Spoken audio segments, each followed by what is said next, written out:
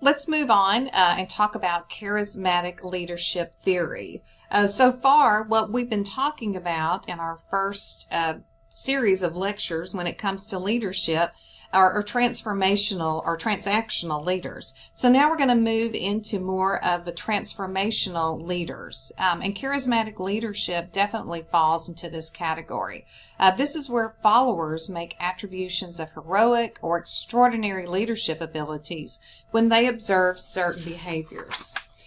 When we look at charismatic leaders, there are key characteristics that go in with that.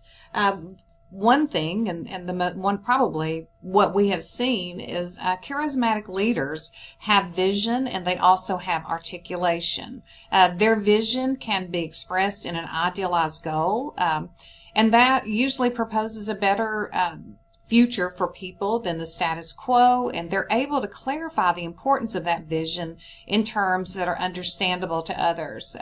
You can think of political leaders that are charismatic leaders. John F. Kennedy was a charismatic leader. We know that, Bill Clinton was a charismatic leader. Other charismatic leaders that have been Rudy Giuliani with the New York and the 911 situation. We know also that they take personal risk. They're willing to take on that personal risk, incur high costs.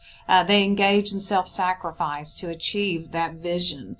And these are the people that you like to follow.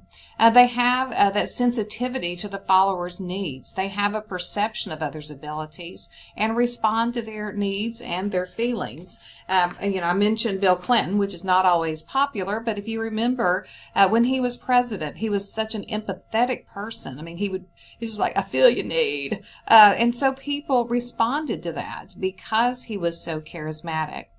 They also have unconventional behavior. They engage in behavior that are perceived as novel. They're counter to norms. When I think of unconventional behavior, I think of Rudy Giuliani after 911 or after the planes had hit. And if any of you have been to New York and seen how close City Hall, and at that point in time, Rudy Giuliani was a lame duck. He was going out of office and not going to be the mayor of New York anymore. But instead of running from the tragedy, he walked to it.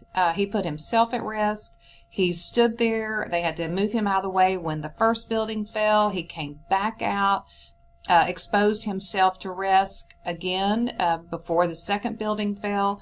But he knew that he had to lead and he had to show a strong presence. And that's the type of unconventional behavior that a charismatic leader has. And how charismatic leaders influence their followers is they can articulate an appealing vision. So they're able to have people jump on board and get followers. They speak well.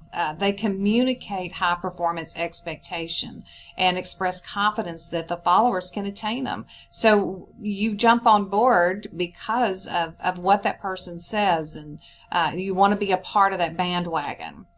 They convey through words and actions a new set of values, and they set an example for followers to initiate. And then they engage in emotion-inducing behavior to demonstrate courage and convictions about their vision. And we can think about that. Are they born that way? Are they made? There's a video that you'll watch. It's a TED Talk. But we know, again, that there are people that are just charismatic leaders that are out there that we like to follow.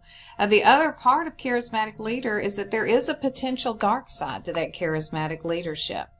What happens is leaders don't necessarily act in the best interest of the organization at all given times. They use their organizational resources for personal benefit. So it can go from being that leader that everyone worships, but then again, and I had a Sunday school teacher one time that said it's what happens is when our love of ourself becomes greater than our love of God. And it's a lot of times will remake that company in their own image. Lee Iacocca is an example of that. They also allow their self-interest and their personal goals to override the organization's goals. They can be too ego-driven. They're intolerant of any type of criticism because they are, that person. And people that are the dark side of charismatic leaders would be Stalin, would be Hitler, would be David Koresh. So, I mean, there's many examples that we can give about that potential dark side.